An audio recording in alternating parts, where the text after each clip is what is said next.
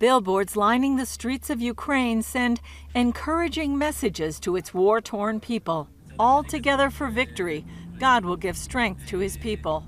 Ukrainian National Guard, all Ukraine is with us. Here in Odesa, everything's quiet now, but life is not normal.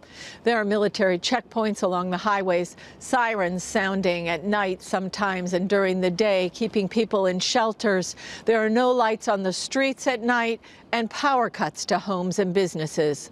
Now my husband is on the war, and he's trying to protect our motherland, and he's far from our home.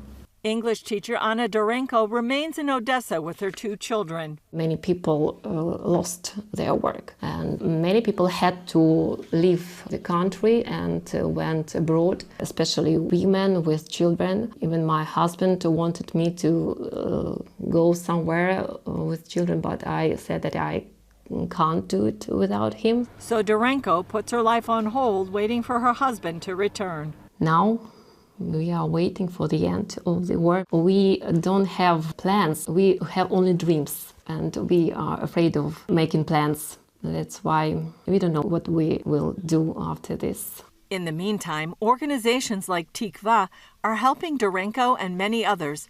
It provides food and medicine with support from the International Fellowship of Christians and Jews, IFCJ. Chabad Rabbi Avraham Wolf and his community are also helping the Jewish community during this trying time. He says war has changed how they operate.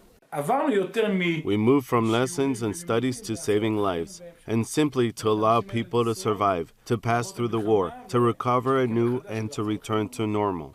Rabbi Wolf can now help meet those needs, handing out food boxes to 7,000 families a month.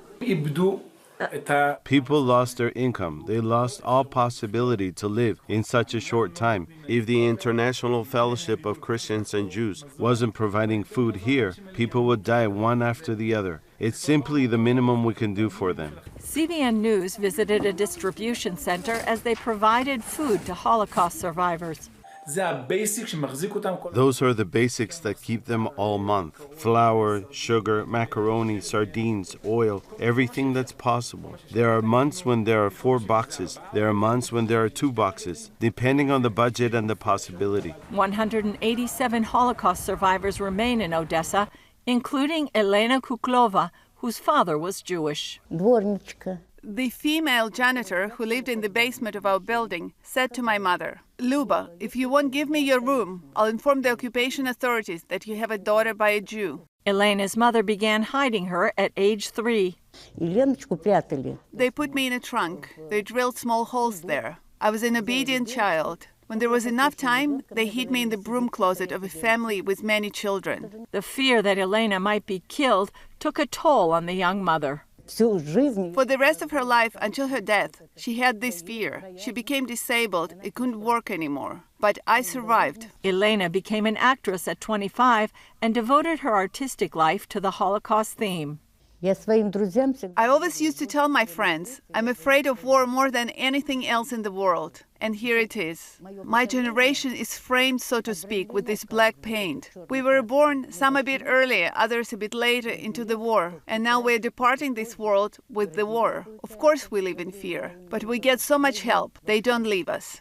While there seems to be no end to the war in sight, Elena and others still hope to see peace again before they leave this world.